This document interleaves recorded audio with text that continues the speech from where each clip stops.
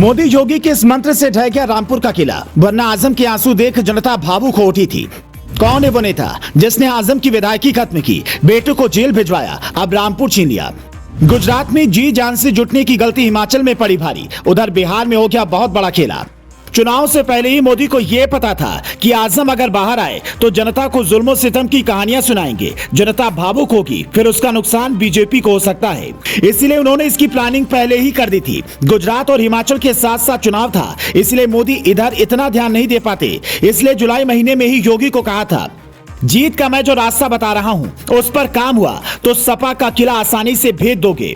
पसमानदा मुसलमानों को लेकर अगर हमारी पार्टी ने शानदार काम किया तो कोई भी बड़ा मुस्लिम नेता उन्हें अपना पारंपरिक वोट बैंक समझकर इस्तेमाल नहीं कर सकेगा। बाकी बुलडोजर और विकास वाली छवि पहले से ही मजबूत है। पीएम मोदी ने पसमानदा मुसलमानों का पहली बार जिक्र बीजेपी राष्ट्रीय कार्यकारिणी की बैठक में किया था। उसके बाद जैसे ही योगी यूपी लौटे, इस पर काम शुरू हो गया।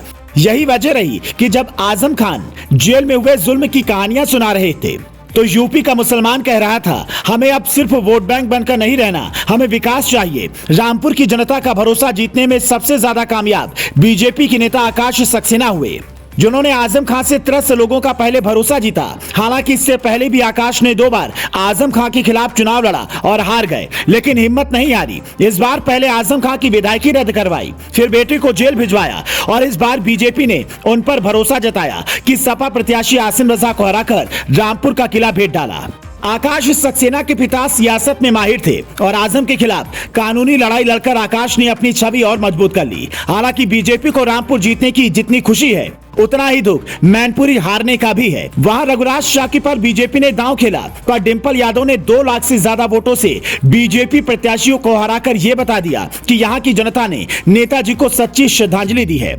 इधर डिंपल यादव जीती, उधर शिवपाल यादव भतीजे अखिलेश यादव से मिलने पहुंच गए। वहां अपनी पार्टी प्रसपा का विलय समाजवादी पार्टी में कर दिया। मुलायम सिंह भी ऊपर से ये देखकर सोच रहे होंगे कि मेरे जीते जी तो चाचा भतीजे लड़ रहे थे, लेकिन अब साथ आ गए हैं।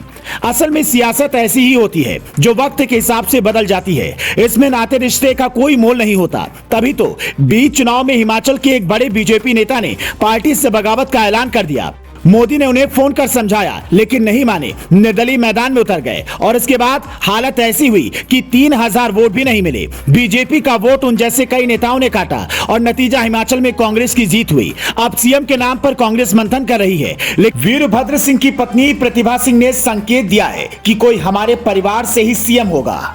कहा यह भी जा रहा है कि गुजरात में बीजेपी ने इस बार कुछ ज्यादा ही ताकत झोंक दी, जिसका नतीजा ये हुआ कि 156 सीटों पर जीत तो मिली, लेकिन हिमाचल में सत्ता हाथ से चली गई। इसके अलावा बिहार की कुड़नी में हुए उपचुनाव में भी बीजेपी प्रत्याशी की हार हुई। अब बीजेपी हार पर मंथन कर अगले चुनाव में प्रदर्शन सुधारेगी या फिर जीत का जश्न मनाती रहेगी, ये उससे तय करना है। Bureau report, news flash.